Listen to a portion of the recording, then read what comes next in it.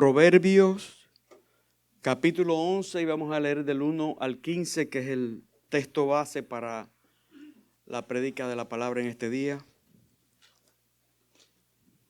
Proverbios 11, 1 al 15. Dice así la palabra de Dios. La balanza falsa es abominación para el Señor, pero el peso justo es su deleite. Cuando viene la soberbia, viene también la deshonra, pero con los humildes está la sabiduría. La integridad de los rectos los guiará, pero la perversidad de los traidores los destruirá. Las riquezas de nada servirán en el día de la ira, pero la justicia libra de la muerte. La justicia de los íntegros enderezará su camino, pero el impío caerá por su propia impiedad. La justicia de los rectos los librará, pero los traidores serán atrapados por su codicia. Cuando muere el impío, perece su esperanza, y la expectación de las riquezas perece. El justo es librado de la tribulación, pero el impío toma su lugar. Con la boca el impío destruye a su prójimo, pero los justos son librados con el conocimiento. Cuando prosperan los justos, la ciudad se alegra, pero cuando los impíos perecen, hay gritos de júbilo. Por la bendición de los rectos es ensalzada la ciudad, es ensalzada la ciudad, pero por la boca de los impíos es derribada. El que desprecia a su prójimo carece de sentido, pero el hombre prudente guarda silencio. El que anda con chismes revela secretos, pero el de espíritu leal oculta las cosas. Donde no hay buen consejo, el pueblo cae, pero en la abundancia de consejeros está la victoria. Con gran daño sufre el que sale fiador por otro. Amén. Muy bien, vamos a orar. Señor, gracias por el regalo de cantarte. Gracias porque son expresiones de nuestros corazones en gratitud a tu misericordia y tu fidelidad. Gracias por el tiempo que nos das ahora. Estamos listos para escuchar tu voz, Señor. Líbranos de toda distracción. Ayúdanos a que podamos enfocarnos tan grandemente en el mensaje que perdamos de vista al mensajero. Ayúdanos a que seamos impactados por ti, acercados a ti, bendecidos por ti. Te lo rogamos en el nombre de Cristo. Amén. Amén. Muy bien. Pueden sentarse. Muy bien. Hemos titulado la exposición de hoy Sabiduría para una vida íntegra. Como ya saben, estamos en Proverbios. Un resumen rápido es: Proverbios fue escrito principalmente por el rey Salomón. Y como hemos dicho muchísimas veces, el propósito por el cual este libro se escribió es para hacer sabio al sencillo, como dice Proverbios capítulo 1. La idea es cómo instruir al pueblo de Dios en el camino que honre la sabiduría. Cómo instruir al pueblo de Dios en el camino que honre la justicia, que se haga su voluntad. Y a lo largo de todos sus capítulos, este fascinante libro inspirado por Dios, se establecen algunos contrastes entre la vida del justo y la vida del impío. Y lo importante es que Proverbio está subrayando continuamente cómo la sabiduría de Dios, cómo el temor de Dios, cómo la obediencia a su voluntad conducen a una vida de bendición. Cómo todo eso nos guía a un camino para disfrutar a Dios, mientras que en cambio, por otro lado, la necedad, la injusticia, la soberbia traen consecuencias muy destructivas. Nosotros estamos aquí nuevamente reunidos para considerar este estudio del libro de Proverbios. Es una serie que hemos titulado La sabiduría del Señor para mi día a día. Y hoy entramos en el capítulo 11 de esta exposición. Proverbios 11 forma parte de lo que se conoce como la gran segunda división del libro de Proverbios, que va desde el capítulo 10 hasta el capítulo 22. En este caso, Hay algo muy especial de estos proverbios.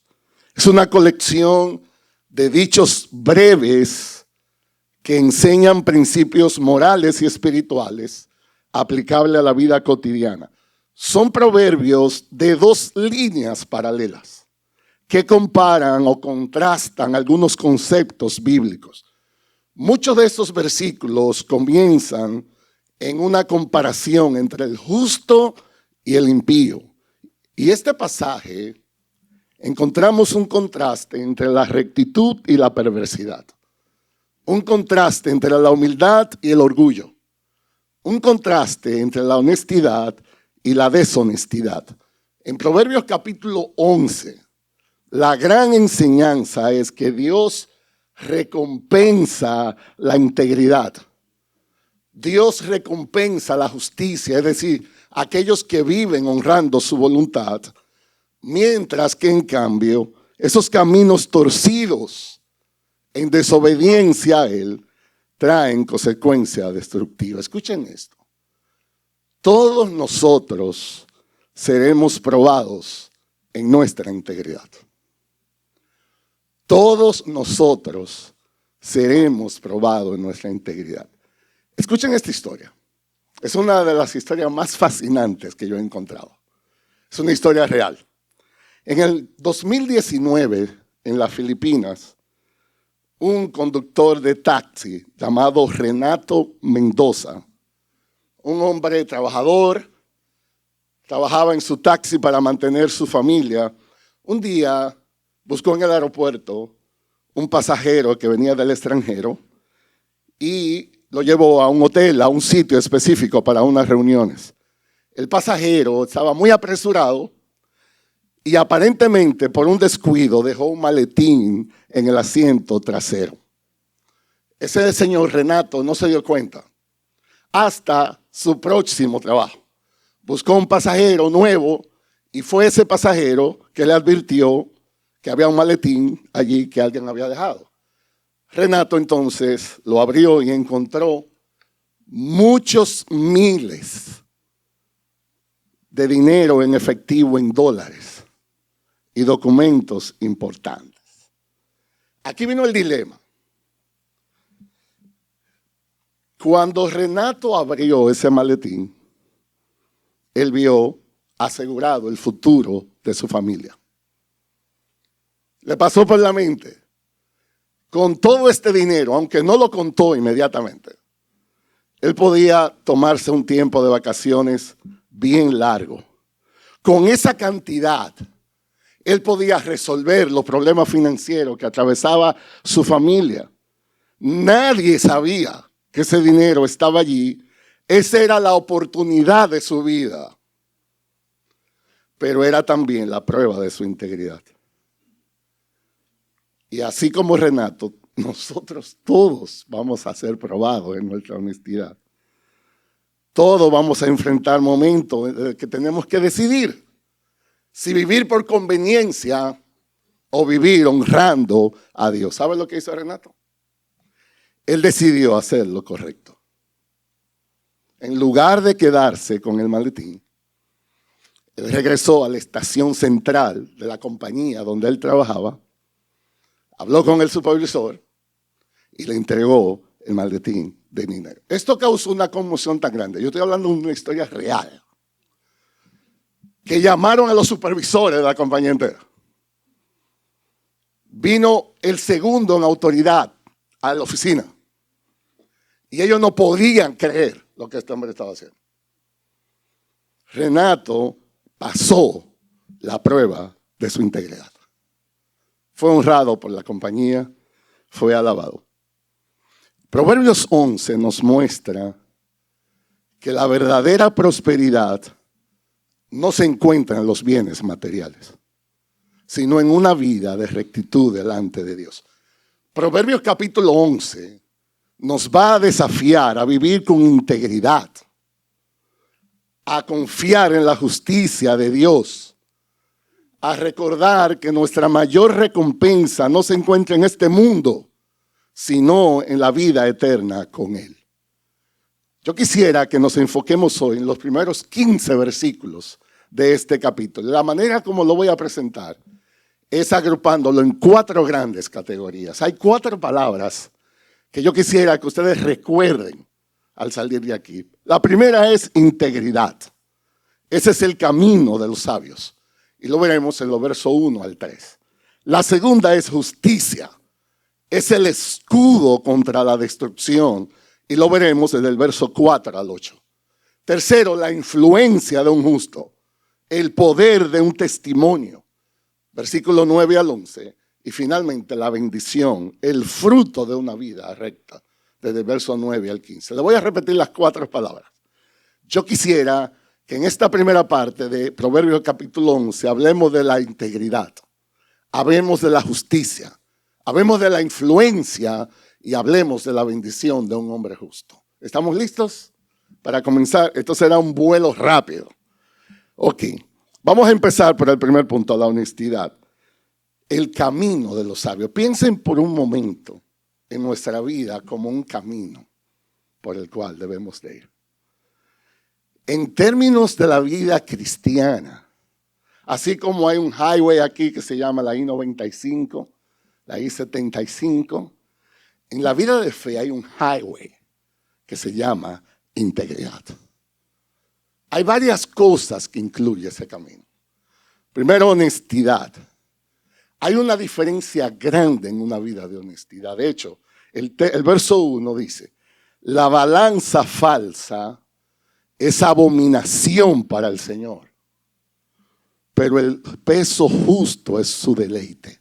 Déjenme explicar un poco esto. En los tiempos bíblicos, en la sociedad antigua, el comercio dependía de pesas, de balanzas, para medir con precisión algunos productos. Yo no soy tan viejo, pero yo recuerdo cuando niño, en mi país, en la República Dominicana, habían unas tiendecitas pequeñas que le llamamos colmados, y cuando las cosas requerían pesarse, 1 libra de arroz, 1 libra de habichuela, usaban un peso, que se supone que la aguja estaba en el punto neutro y revelaba exactamente el peso. ¿Saben qué hacían algunos mercaderes deshonestos?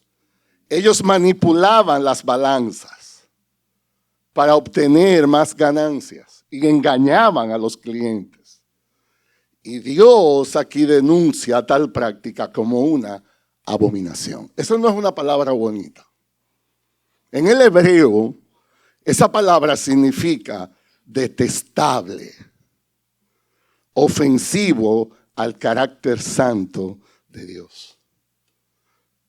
Cuando nosotros pensamos en Dios, debemos pensar en su carácter. Oigan cómo describe la Biblia el carácter de Dios. Dice Deuteronomio 32:4, no tienen que buscarlo. Él es la roca. Su obra es perfecta, porque todos sus caminos son justos. Dios de fidelidad y sin injusticia. Justo y recto es Él. Escuchen esto, madre hermano. La deshonestidad en los negocios, la manipulación, la injusticia social son una abominación a Dios. Uno no puede decir que es cristiano viviendo una vida de engaño. Eso es una contradicción en la Biblia. Jesús fue muy enfático cuando predicaba. Algunos usamos un lenguaje que uno no sabe exactamente qué es lo que quiso decir. El pastor Miguel Núñez dice, una media verdad es una mentira completa. Hay gente que selecciona lo que va a decir porque no le interesa que descubran exactamente lo que quieren. Eso se llama deshonestidad. Dios no honra eso. Eso se llama manipulación. Es una afrenta a su santidad. ¿Qué dijo Jesús? Cuando Jesús en el Sermón del Monte estaba enseñando a sus discípulos el estilo de vida que ellos debían aspirar. Dice Mateo 5:37, antes bien, sea el hablar de ustedes sí, sí, no, no, porque lo que es más de esto procede del mal. Entonces la deshonestidad es un estilo de vida. Pero es un estilo de vida condenado por Dios. Y eso no se limita a los negocios. Afecta a todas las áreas de la vida. Las relaciones, el trabajo, la iglesia, la familia. El apóstol Pablo, escribiendo a la iglesia en Colosas, tratando de exhortar a vivir una vida diferente, dice Colosenses 3:9, dejen de mentirse unos a otros, puesto que han desechado el viejo hombre con sus malos hábitos. Y yo pregunto, ¿y eso no era una iglesia? ¿No eran cristianos los que estaban ahí? ¿Y cómo es posible que el apóstol Pablo tenga que escribirle a cristianos diciéndole no mientan los unos a los otros? Digo, yo no sé si este texto está en tu Biblia, pero en el mío está. Colosenses 3:9. Dios no solamente rechaza la injusticia, dice el texto que Dios se deleita en la rectitud. Esa es una palabra muy especial cuando es usada con Dios. El deleite de Dios. ¿Qué le saca la sonrisa a Dios? ¿Qué pone a Dios de una manera especial? Ver que sus hijos andan en rectitud. Entonces, hermanos, como cristianos, nosotros somos gentes de integridad. Nosotros somos gente de una palabra. Nosotros vamos una milla más. De tal manera que no demos la impresión ni forma de engaño. Nosotros aborrecemos la corrupción, aborrecemos la manipulación. Nuestra vida debe reflejar que tememos a un Dios que es santo en todo lo que hacemos. Necesitamos cultivar más honestidad para vivir vidas agradables a Dios. Ese es el punto. Queremos hacer a Dios contento, deleitarse, nosotros debemos amar la honestidad. Y eso no es gratis. Déjeme decirle, ser honesto en una sociedad en la que vivimos tiene un precio. No es verdad que tú vas a ser honesto y salirte con la tuya. Eso no es verdad. Va a haber desventaja.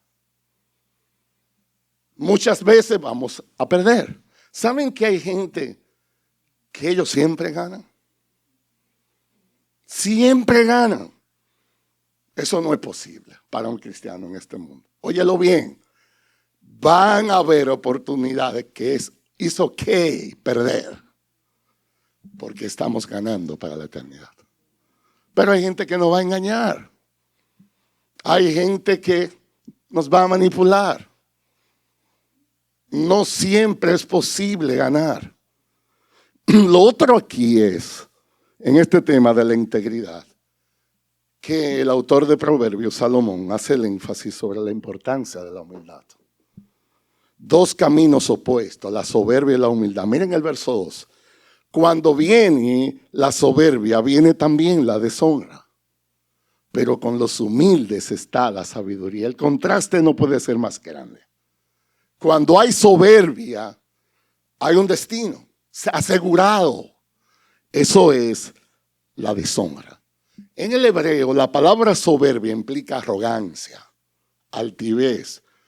Una persona que se cree más de lo que es. Una persona que cree que merece, de hecho, más de lo que ha recibido. ¿Saben ustedes que ese fue el problema de Satanás?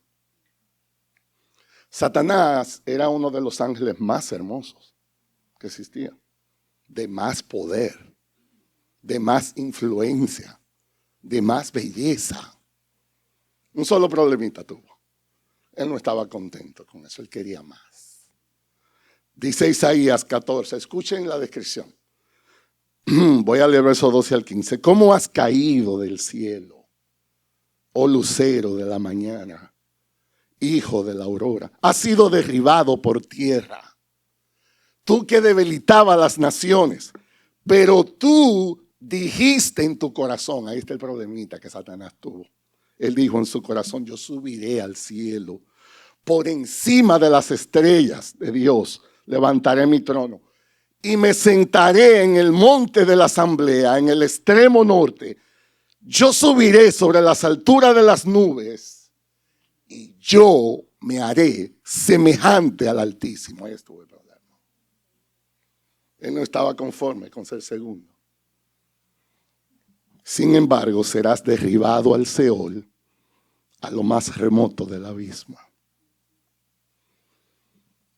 Tú no puedes vivir una vida de integridad si no tienes humildad. Dice Santiago 3:13, ¿quién es sabio y entendido entre ustedes? Que muestre por su buena conducta las obras en sabia mansedumbre. Eso es impresionante, cómo Jesús, siendo el Hijo de Dios, vivió su vida terrenal. Eso es impresionante. Jesús pasaba por uno más. Él nunca llamaba la atención sobre él. Él estaba ahí, quizá nadie se daba cuenta. Era una persona que estaba seguro de su identidad. Él no tenía que promoverse, él no tenía que buscar aceptación. En Mateo 23:12, Jesús describió cuál es su expectativa de uno de sus discípulos. Dice Mateo 23:12, cualquiera que se engrandece será humillado, y cualquiera que se humille será engrandecido. Entonces, aquí estamos nosotros. ¿Cómo reaccionamos nosotros cuando alguien nos corrige? Ustedes saben que hay gente que es una maravilla.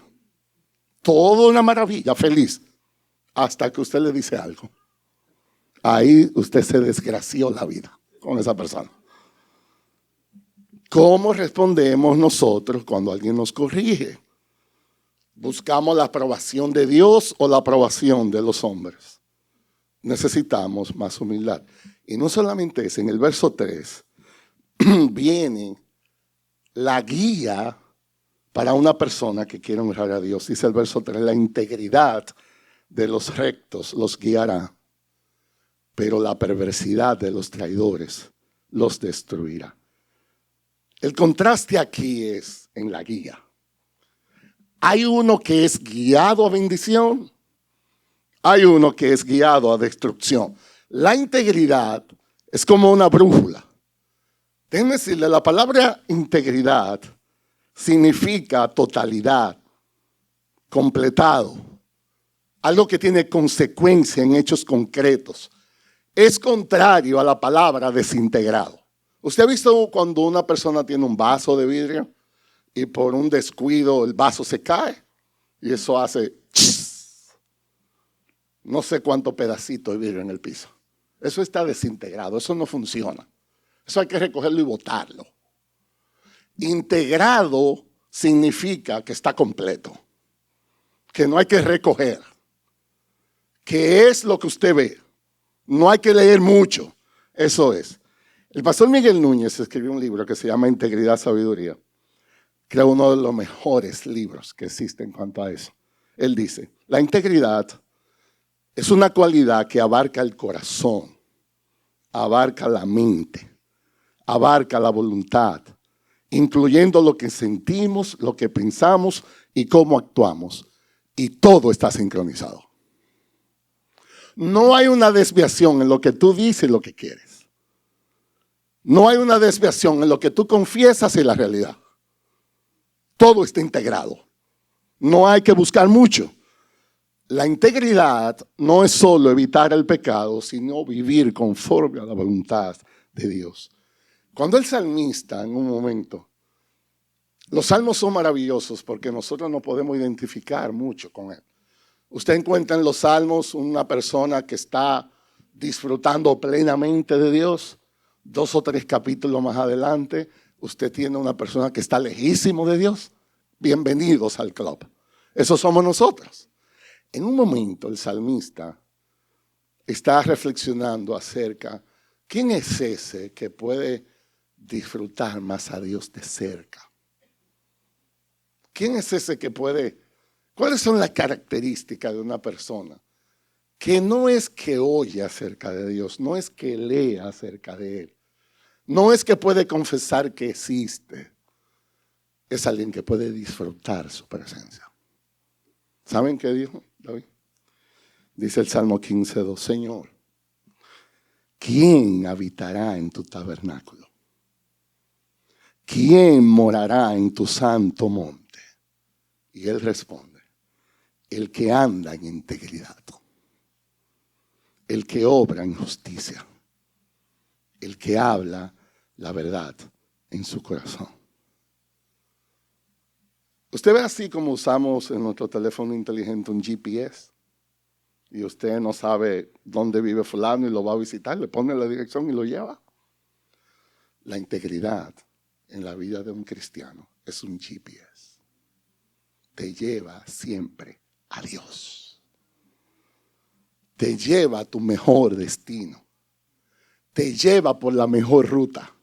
Usted sabe que a veces los GPS usted tiene que usarlo aunque usted sepa llegar. Porque es que ellos estiman mejores vías de conexión dependiendo del tráfico. Entonces no es un asunto si tú sabes llegar o no sabes llegar, eso es lo de menos. ¿Hay una mejor vía por donde llegar? Bueno, esa gente funciona desde satélites.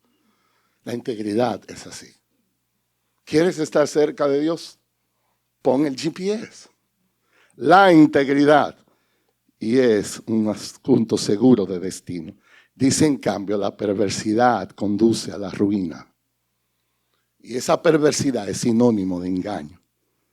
Los que siguen el camino del engaño van a terminar destruidos. El pecado va a consumirlos. Siempre habrá consecuencias. Otra vez, el apóstol Pablo, escribiendo a la iglesia de Gálatas sobre esto, dice Gálatas capítulo 6, versos 7 y 8, no se dejen engañar. De Dios nadie se burla. Escucha esto. De Dios nadie se burla. Tú te puedes burlar de tu familia. Tú te puedes burlar de la iglesia. Tú te puedes burlar de las autoridades civiles y militares.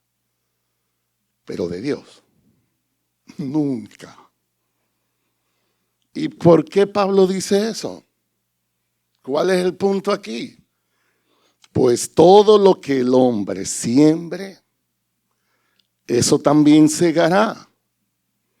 Porque el que siembra para su propia carne, de la carne segará corrupción.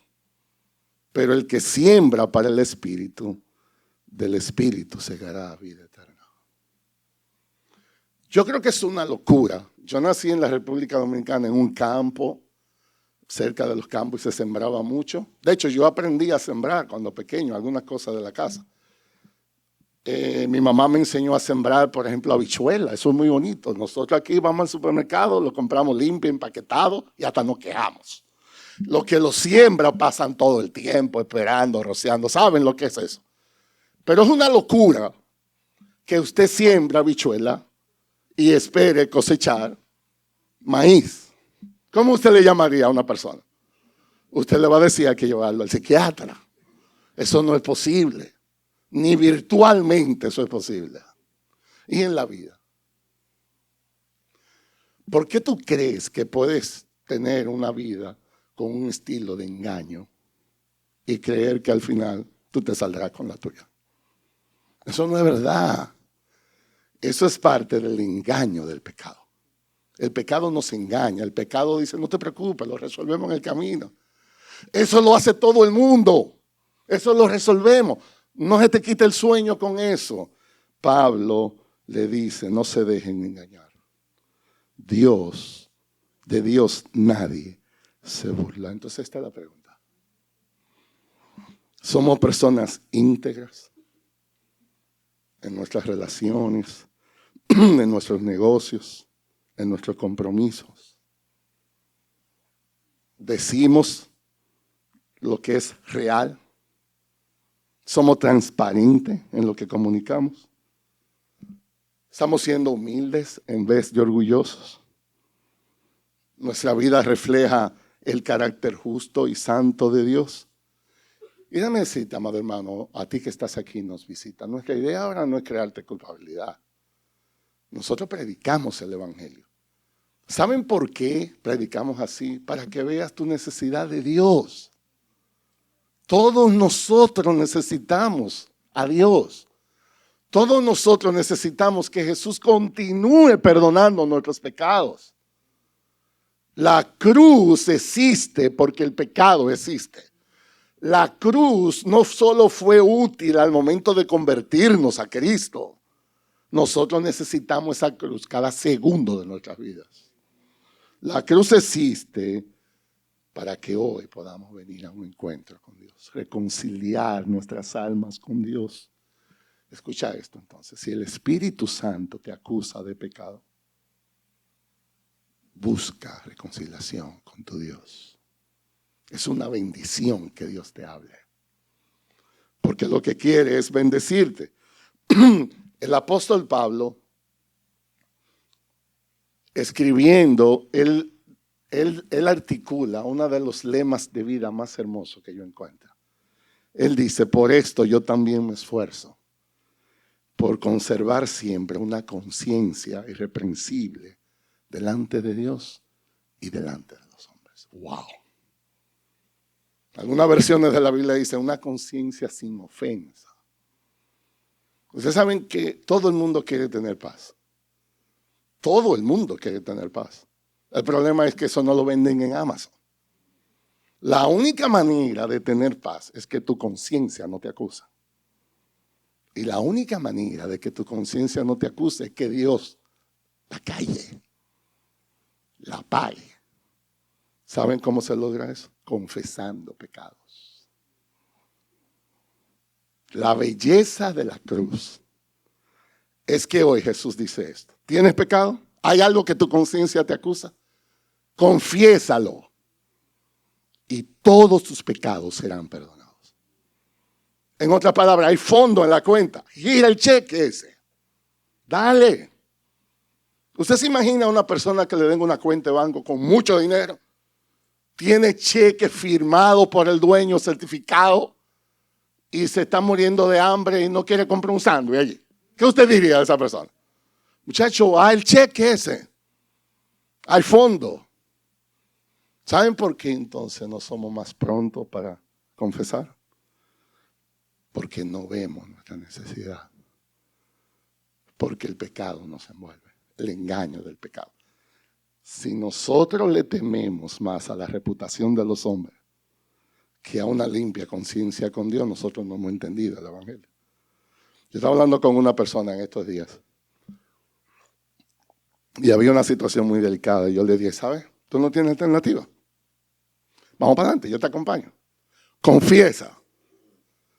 Tenía que ver un asunto de su matrimonio, tenía que ver un asunto con la iglesia. Y yo le dije, vamos adelante. Dios es real. Y él me dijo, pero si yo digo eso, el lío que se va a armar. Pues yo no puedo perder todo si yo digo eso. Y yo, pues eso es exactamente lo que tú necesitas. Perderlo todo para que ganes a Cristo. Si tú le tienes más miedo a perder reputación de los hombres y prefieres vivir con una conciencia culpable con Dios, tú no has entendido el Evangelio. Cristo no fue a la cruz para hacer nuestra vida más cómoda. Cristo fue a la cruz para hacer lo que no podíamos hacer. Cristo fue a la cruz para asegurar que hay perdón para nuestros pecados. Hermano, aprendamos a confesar más. Ustedes saben que yo me extraño a veces, yo estoy incluido. ¿Cuándo fue la última vez que tú pediste perdón a alguien? Ustedes saben que nosotros como que resolvemos, pero la Biblia dice que todos pecamos muchas veces. Entonces, ¿cómo resolvemos eso? Entonces, ¿saben lo que significa? Hay culpa acumulada. Hay gente que dice, eso lo borra el tiempo. Eso no es verdad. Hay cosas que no lo borra el tiempo. Tienes que aprender a confesar. No importa el lío que se arme, porque la cruz debe ser honrada. Entonces, la primera palabra es integridad. Acuérdense, la integridad es el camino, el highway que nos va a llevar siempre a Dios. Pero no solamente es integridad. Proverbios 11 nos habla también de la justicia. Y ahora la idea es, no es que vaya por el camino correcto. Ya eso lo da la integridad. Ahora es que vayas protegido. La justicia es el escudo de protección. Y aquí está en el verso 4 al 8. Déjenme ligeramente primero, para que ustedes vean el enfoque de estos versículos con relación a la justicia. 4 veces en estos versículos está el tema de la justicia. Verso 4. Las riquezas de nada servirán en el día de la ira, pero la justicia, ahí está el escudo de protección, libra de la muerte. Verso 5. La justicia de los íntegros enderezará su camino, pero el impío caerá por su propia impiedad. Verso 6. La justicia, otra vez el escudo, de los rectos los librará, pero los traidores serán atrapados por su codicia. Verso 8. El justo es librado de la tribulación, pero el impío toma su lugar. ¿Qué hace la justicia? Nos guía, nos libra de muerte, nos protege de la trampa del pecado, nos da una esperanza duradera, nos libra de la tribulación. Ese es el escudo para que caminemos en el camino de la integridad. Una nota aclaratoria, cuando decimos justicia aquí, no nos estamos refiriendo a obras humanas que nos hagan ganar la salvación. En Proverbios, sobre todo, cuando se usa la palabra justicia, es una vida de obediencia y temor de Dios. Es lo mismo que decir temer a Dios. Es lo mismo que decir obedecer a Dios. Dice el Salmo 34, 17. Claman los justos. ¿Y qué sucede? El Señor los oye y los libra de todas sus angustias. Cuando vivimos una vida de obediencia en temor de Dios, eso es un escudo. Déjenme dar algunos detalles del texto rápidamente. Una de las cosas que hace un estilo de vida así es que eso es mejor que el dinero. Esto sí es impactante aquí. Verso 4. Las riquezas de nada servirán en el día de la ira, pero la justicia libra de la muerte. La idea del versículo es esta. Las riquezas no podrán rescatarte en el día del juicio. Es verdad que el dinero ayuda en muchas cosas en la vida cotidiana, pero eso no se transfiere a la parte eterna. Eso no tiene nada que ver con lo otro. Escucha esto, el dinero no tiene ningún efecto en la eternidad. ¿Quiere verlo con tus ojos esto? Ese sí yo voy a pedir que lo busquemos. Miren conmigo Lucas capítulo 12, por favor. Si esto es lo único que tú te vas a llevar para tu casa, yo estaría feliz del sermón de hoy. Lucas capítulo 12. La famosa parábola del rico insensato. Jesús es el mejor maestro que ha existido. Nadie ha enseñado como Jesús. Nadie ha tenido ni la sabiduría ni la autoridad. Es el maestro por excelencia. Es impresionante cómo Jesús enseñaba. Cuando él veía algo medio raro, porque leía los corazones, él dijo, déjame inventarme algo. Las parábolas entonces son historias. Algunas son reales, algunas son creadas, pero con la idea de ilustrar una verdad eterna. Jesús veía en esta gente mucha amor al dinero. Y Jesús quería ilustrarle que era un error. ¿Saben lo que hizo Jesús? Una parábola.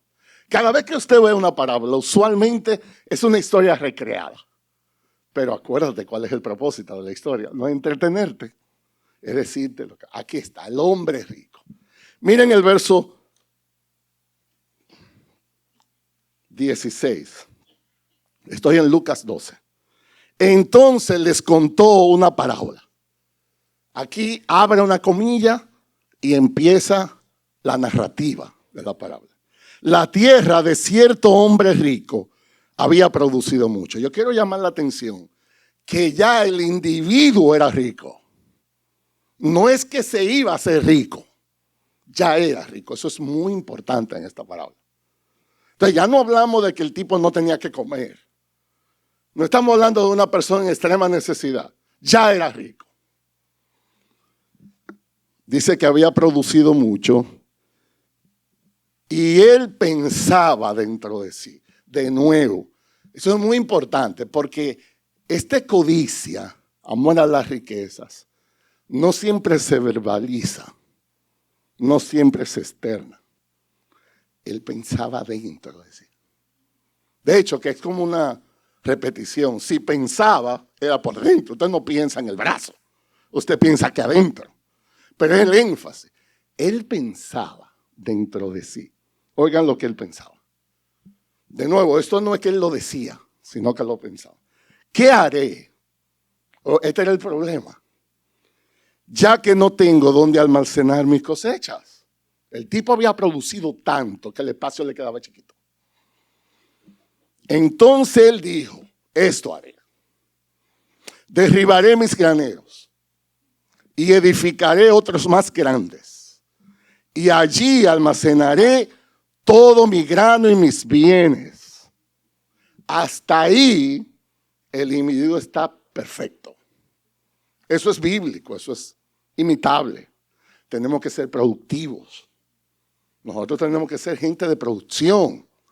Nosotros, la vida cristiana no es de gente vaga. La gente es trabajadora, productiva, pensante. Esto está perfecto hasta aquí. Un solo problemita. Él cruzó la línea de lo que es lo material y lo espiritual. Y eso no funciona. ¿Cómo lo vemos? Él dijo, y diré a mi alma, ya se metió en rojo el tipo. Porque ¿cómo que tú le vas a decir a tu alma si tú lo que estás viendo es graneros? Si tú lo que estás viendo es cosas materiales. Si tú lo que estás viendo es abundancia de cosas materiales. Eso no tiene nada que ver con el alma, pero él se equivocó. Y diré a mi alma, alma, tiene muchos bienes depositados para muchos años. Hago el énfasis en el mucho. Muchos bienes, muchos años. ¿Y qué es lo que tú le quieres decir al alma? Descansa, come, bebe, diviértate, olvídate de lo evangélico, olvídate de la iglesia, eso es ahorita aburrida. Date vida, vete a crucero, viaja, gasta, compra cosas, viste bien, dale, que hay mucho. Y dice el verso 20, pero Dios, eso fue lo que él dijo. Ahora viene la otra cara de la moneda. Dios le dijo, usted es un necio. Óyeme, como que no me cuadra. El tipo como que estaba equivocado, parece. ¿Y sabe qué le dijo Dios?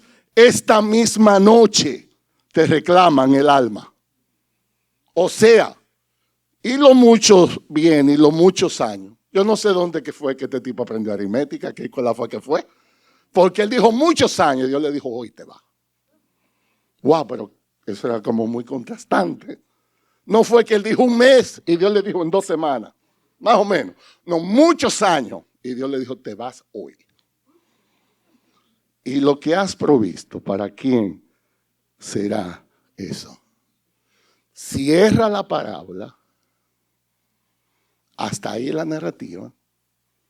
Y ahora Jesús viene con una verdad a los discípulos y a nosotros. Ya esto que voy a leer no es parte de la parábola. Ya esto es la enseñanza de Jesús. Así es el que acumula tesoro para sí y no es rico para con Dios. Eso le dijo, ustedes están equivocados. Están mal. Están gastando demasiada energía en producir. Están queriendo transferir de una cuenta de banco a un banco celestial. No hay bancos que hagan esa transferencia. Si ustedes viven ese estilo de vida, van a terminar igual. La frase que llama la atención es esta. Ustedes no están siendo ricos para con Dios. ¿Cómo así? ¿Qué es ser rico para con Dios? Exactamente lo contrario a lo que hizo ese joven. Rico para con Dios es buscar la riqueza espiritual antes que la material. Debemos ser inversionistas de lo eterno, comunión con Dios, hacer su voluntad, conocer más de su carácter. Segundo, ser rico para con Dios es tener un corazón lleno de fe y generosidad. No te aferres tanto a las cosas terrenales. Aun si Dios te da aquí, úsalo para su reino. Ser rico para con Dios es depender de Dios y no de tus riquezas. Como ese joven, confiar en su provisión en lugar de acumular tanta avaricia. Eso es un error. Ser rico para con Dios es vivir con una perspectiva de la eternidad. Ser consciente de que la verdadera riqueza no está aquí en este mundo. Dice Mateo 6:20, sino acumulaos tesoros en el cielo, donde ni la polilla ni la herrumbre la destruyen, donde ladrones no penetran ni roban. ¿Se equivocó el individuo? Y dice el verso 5 aquí, siguiendo en este escudo, la justicia de los íntegros enderezará su camino, pero el impío caerá por su propia impiedad. Y la justicia de los rectos los librará, pero los traidores serán atrapados en su codicia. Otra vez, cuando vives una vida con ese escudo y hacer la voluntad de Dios, no te vas a salir en el exit equivocado del highway. Eso te va a proteger. Esa justicia, Dios, cuando uno honra a Dios, Dios le aclara el camino por delante, te hace ver el bien y el mal. Te da un discernimiento especial para eso. Otra vez, cuando el salmista meditaba sobre eso, el capítulo más largo de toda la Biblia, el Salmo 119, dice el verso 105, lámpara es a mis pies tu palabra. Es como lumbrera para mi camino. No sé cuántos han tenido la oportunidad en sus países de orígenes, pero en mi país, en la República Dominicana, yo viví muchos años de mi vida donde se iba la luz todos los días. De hecho, eso era un estilo de vida. Ya usted sabe cuándo hay luz y cuándo no hay luz. En el día entero, si te daban 4 horas de luz, tú eras afortunado. Entonces, esas 4 horas había que aprovecharlo. Pero usualmente de noche, yo pasé muchos años de mi vida que era oscuro todo, con lámpara. Y cuando tú ibas por un camino que era oscuro, era un lío, porque tú no veías bien y tus padres se preocupaban si tenía que ir fuera, a salir. Pero cuando venía un carro y doblaba la calle, y esas luces alumbraban así, todo el mundo sabía que ahí venía algo especial. Entonces, en nuestro momento de inseguridad, de incertidumbre, de confusión, eso no se resuelve oyendo música. Eso no se resuelve en un gimnasio. Eso se resuelve exponiéndote a la lámpara, que es la palabra de Dios. Necesitamos más de esa palabra. ¿Saben lo que dice el texto? Que el impío, dice el verso 5, caerá por su propia impiedad. ¿Saben que el impío no necesita enemigos? No lo necesita, solo hay que soltarlo. Hay gente que ellos son su propia amenaza. Nada más hay que dejarlos. Ellos mismos se autodestruyen. Pero la justicia nos guiará, nos librará, es la idea. José en Egipto es un gran ejemplo de integridad. Cuando la esposa de Potifar intentó abusar de él fue íntegro. Él salió corriendo, le costó la vida casi. Le costó cárcel, le costó años de productividad preso, siendo inocente, pero Dios lo liberó. Dios lo honró. ¿Saben que la codicia es el gran problema de esta generación? Nosotros estamos estudiando un material de la finanza en nuestro grupo de comunidad, que es una gran bendición. La codicia es un deseo desmedido de riquezas, un deseo desmedido de poder, un deseo desmedido de placeres.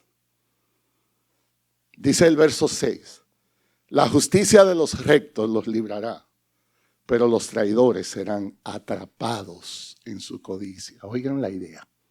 Atrapados en su codicia. Oigan esto. El problema no es el dinero. El problema es el amor al dinero. Cuando eso entra en un corazón, eso drena la vida espiritual. Eso corrompe las convicciones. Eso nos guía a la corrupción.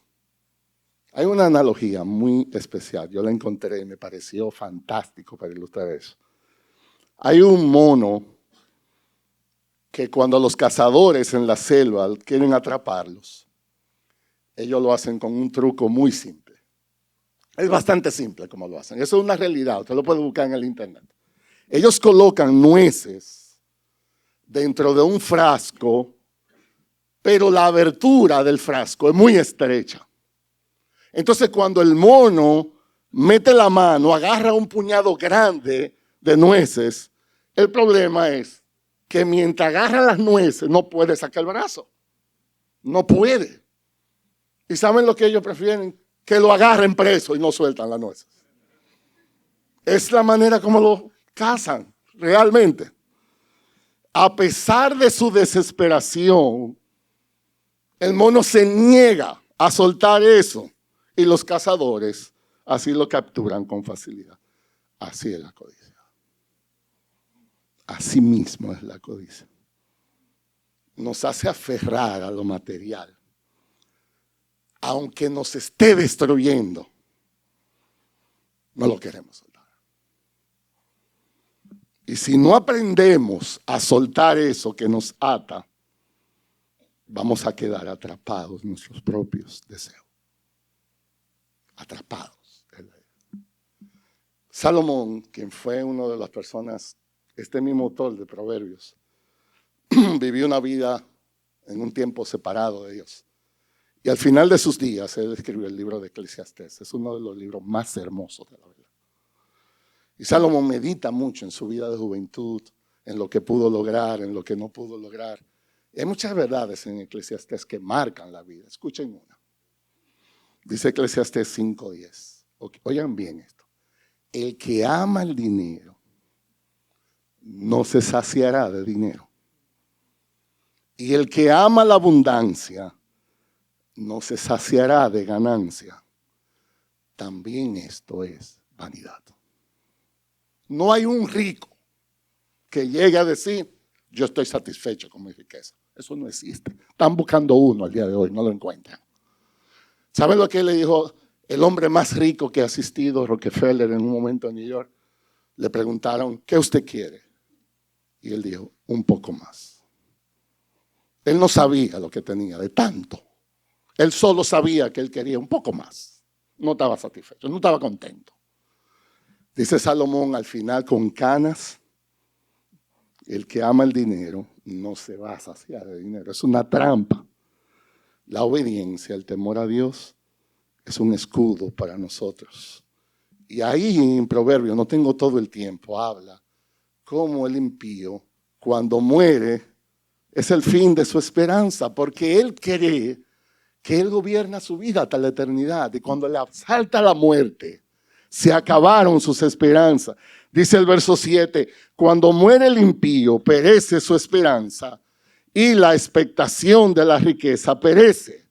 El justo es librado de la tribulación, pero el impío toma su lugar. Están tan atrapados en eso que ellos mismos se convierten en su propia trampa. Dice primera de Juan 2:17, el mundo pasa y también sus pasiones, pero el que hace la voluntad de Dios permanece para siempre. Entonces, amar el dinero es vivir solo en el presente. Nuestro mayor desafío no es el hoy. Nuestro mayor desafío es la eternidad. Y todo lo que nos ayude a vivir para la eternidad debe ser reforzado. Todo lo que se nos convierte en un obstáculo debe ser rechazado. La pregunta a nosotros es esta. ¿Dónde estás poniendo tu esperanza? ¿Dónde tú estás poniendo tu esperanza?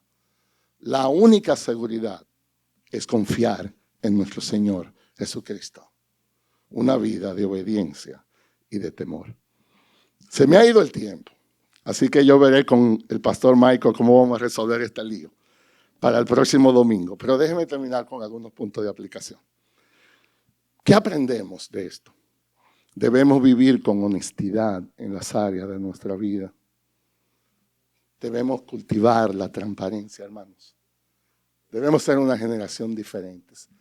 Se van a burlar de nosotros. No vamos a ganar siempre. Todo eso es verdad. pero Dios va a ser glorificado.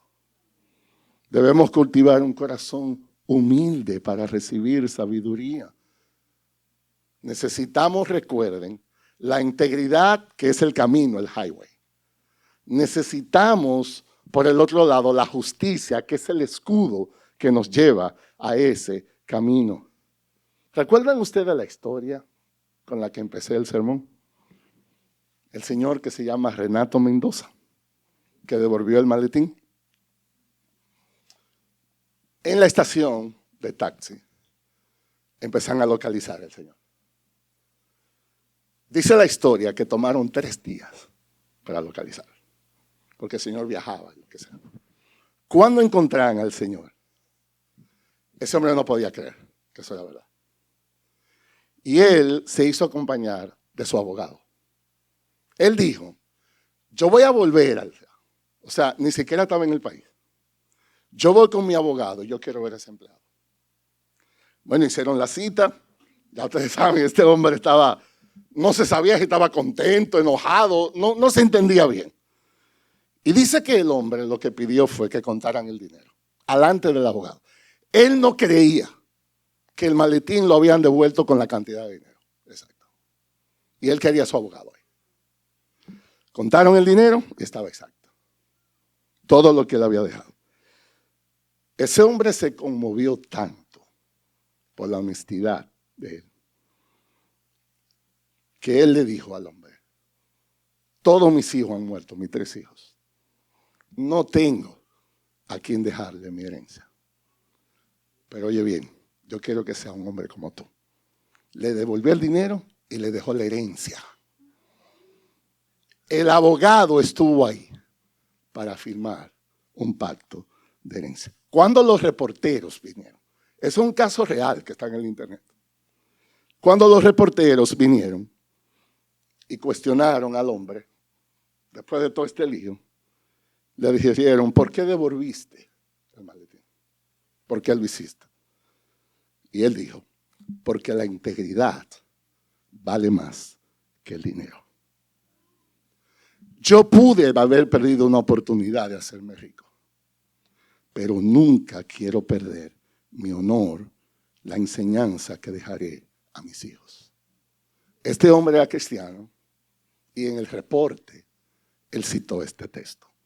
La integridad de los rectos los guiará, pero la perversidad de los traidores lo destruirá. Dios honra a los que le honran. Necesitamos cultivar algo así. Oremos. Padre, gracias. Gracias por lo que tú eres. Gracias por cómo tú nos hablas tu palabra. Nosotros queremos ser hombres y mujeres de integridad.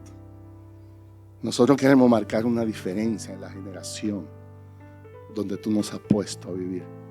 En una generación que al engaño le llama un valor, que honran y aplauden a aquellos que se salen con las suyas. Tú nos has llamado a vivir diferente, Señor. Queremos ser lámparas. Queremos ser modelos para otros en imitarte. Ayúdanos a ver tan claramente la eternidad, que podamos ver con desprecio las miserias de este mundo. Ayúdanos a estar tan enamorados de ti. Ayúdanos a disfrutarte tan cerca en nuestras vidas, que no haya nada que queramos ocultar en nuestros corazones delante de ti. Señor, gracias por Jesús. Gracias por su obra perfecta en la cruz. Gracias por salvarnos. Y a los que están aquí en esta mañana que no te conocen, al escuchar esto, que ellos puedan ver su necesidad de ti, que puedan correr a ti. No los dejes salir de este lugar sin que ellos puedan experimentar el gozo de tu salvación, Señor.